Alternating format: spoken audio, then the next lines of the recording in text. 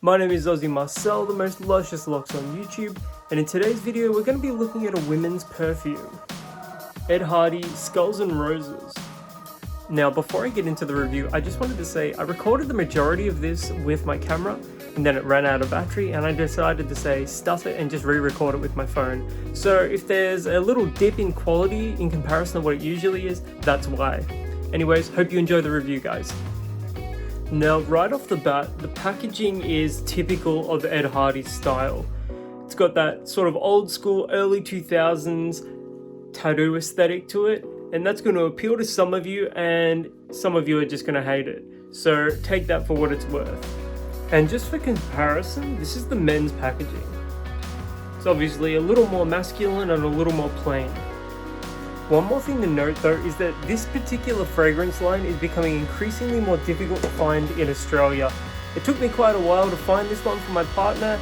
I've managed to find the men's version for myself in a shorter amount of time. The women's version was more difficult to find. So if you're after something readily available, this might not be the fragrance for you. The bottle is fantastic. I love the Ed Hardy bottles for the Skulls and Roses line. It's just a skull with a rose in its mouth. It's pretty awesome, I've got to say.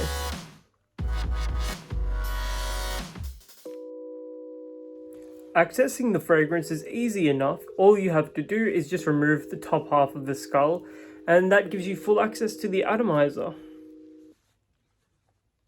The atomizer is really solid as well.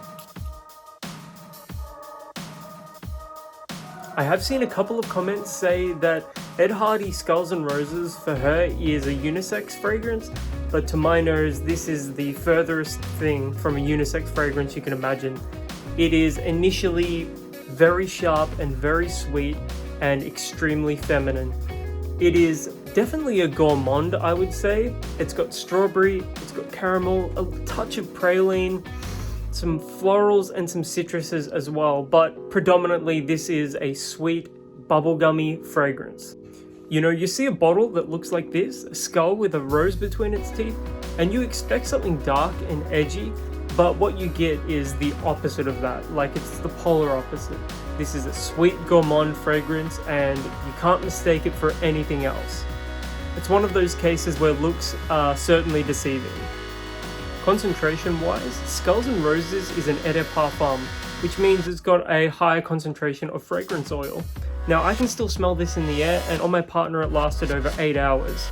Performance on this was a solid 8 hours plus, which is nothing to scoff at. So it's definitely a performer and it'll get you through a work day for sure, although in that situation you would want to go light on sprays. As for price, it can be found, it really varies because you can find bottles of this pop up on eBay for $20, sometimes they'll be $80. So it really depends. In discounters and retailers, it's getting harder and harder to find, like I said at the start of the video, but on eBay, these are still popping up for $20 to $80. You know, it's really luck of the draw. In conclusion, Skulls and Roses is very sweet, it is a gourmand, it can be found relatively cheap and it has decent performance. So if you're after a fragrance that's going to last a while, it smells sweet, and it's probably going to be pretty attractive to a lot of people out there, then definitely check it out, especially if you can get it on the cheaper side of that. However, to my nose, it is extremely sweet, almost sickly, and for that reason, I probably wouldn't recommend it. However, to your nose, you might love it because of how sweet it is. And you know, at the end of the day, when you're wearing a fragrance, what you think of it is the most important thing. Anyway, that's my quick little review of Ed Hardy's Skulls and Roses for her. Have you ever worn it before? If you have, let me know in the comments below. And until the next video, my name is Ozzy Marcel, the most luscious locks on YouTube, and I'll catch you guys around.